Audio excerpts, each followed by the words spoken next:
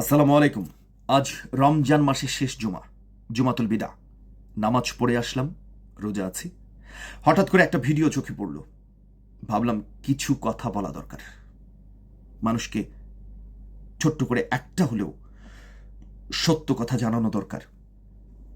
সেই দায়িত্ব থেকেই আসলে এই ভিডিওটা বানানো। কথা না বাড়িয়ে আসলে কোন ভিডিওর উপর কথা বলতে যাচ্ছি সেই ভিডিওটা আপনাদেরকে দেখাই। 17 বছর আমরা দেখলাম টেলিভিশন খুললেই শুধু উন্নয়ন, শুধু উন্নয়ন, শুধু উন্নয়ন। কোনো ধ্বংস দেখলাম না, খালি উন্নয়ন দেখলাম। উন্নয়ন দেখতে দেখতে এমন উন্নয়ন হইছে, এখন যখন 17 বছর ভার হইছে, অহন দেখি যে সব উন্নয়ন বার হইতেছে। শুধু পায়রা তাপ বিদ্যুৎ কেন্দ্র থেকে প্রধানমন্ত্রীর পরিবার 56,000 কোটি টাকা চুরি করেছে। ঠিক কিনা বলো? চিন্তা করা যায়, একজন আলেম, সেই সাথে উনি নাকি পীর, উনার লক্ষ লক্ষ ফলোয়ার, উনি নাকি ধর্ম প্রচার করেন, টুপি মাথায়, দাড়ি, কত পরহেজগার। ওনার ধর্মসভায় লক্ষ লক্ষ লোক হয়।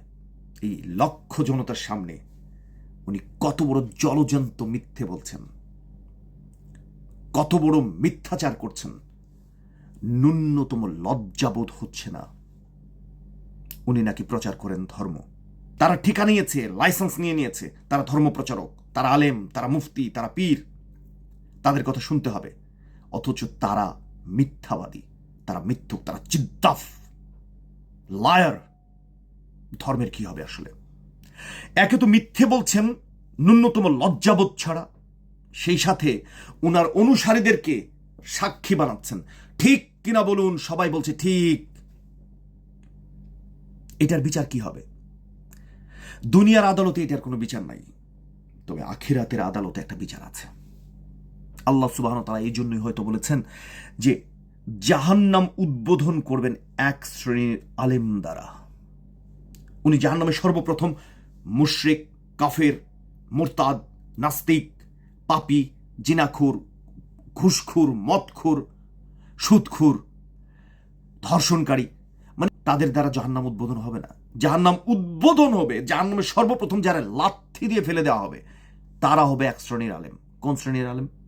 যাদের ভিতরে এলম আছে, কিন্তু নিজের উদ্দেশ্য চরিতার্থ করার জন্য, নিজের উদ্দেশ্য হাসিল করার জন্য ধর্মকে ব্যবহার করেছেন। ধর্মকে ধর্মের জন্য ব্যবহার করেন নাই, ধর্মকে আল্লাহর জন্য ব্যবহার করেন নাই, নিজের উদ্দেশ্যের জন্য ব্যবহার করেছেন। তাকে আল্লাহ সুবহানাহু ওয়া তাআলা সর্বপ্রথম জাহান্নামে নিক্ষেপ করবেন। আল্লাহ ঘোষণা দিয়েছেন। আমি জানি না এই হুজুরের কি হবে, আল্লাহই দেখবেন। এই হুজুর যে মিথ্যে বলছে সেটা একটু ধরিয়ে দেই, এখন প্রুভ করে দেই। উনি বলছেন 17 বছর খালি উন্নয়ন দেখেছি, এখন বের হইতে শুরু করছে। এক পায়রা তাপ বিদ্যুৎ কেন্দ্র থেকে 56,000 কোটি টাকা চুরি করেছে। ঠিক কিনা বলুন? পায়রা তাপ বিদ্যুৎ কেন্দ্রের মোট ব্যয় খরচ কত ছিল? ব্যয় কত ছিল বলেন? মোট খরচ কত ছিল? কত ধরা হয়েছিল? আসেন তৎকালীন রিপোর্ট দেখি। যখন পায়রা তাপ বিদ্যুৎ কেন্দ্র কমপ্লিট হয়ে গেছে, সম্পূর্ণ শেষ, বিদ্যুৎ সরবরাহ শুরু হয়েছে, তখন 2022 সালে এটা শেষ হয়। তখন এটার আসলে রিপোর্টটা কি ছিল? প্রথম আলোর রিপোর্ট দেখেন, আমি সেটা দেখাচ্ছি। দেখেন, নির্দিষ্ট সময়ের আগেই শেষ, কাজ সম্পন্ন এবং সাশ্রয়ী হয়েছে। বিস্তারিত পড়তে গিয়ে ভিতরে দেখবেন 21,000 কোটি টাকা মোট ব্যয় ধরা হয়েছিল। সেখানে 19,550 কোটি টাকা দিয়ে কাজ সম্পন্ন করা হয়েছে। 1,500 কোটি টাকা সেভ করা হয়েছে। আপনি তৎকালীন যত পত্র পত্রিকা আছে, জাতীয় আন্তর্জাতিক, সবগুলোতে এই রিপোর্ট। আচ্ছা, আপনি কি করে 56,000 কোটি টাকা চুরি পেলেন এখানে?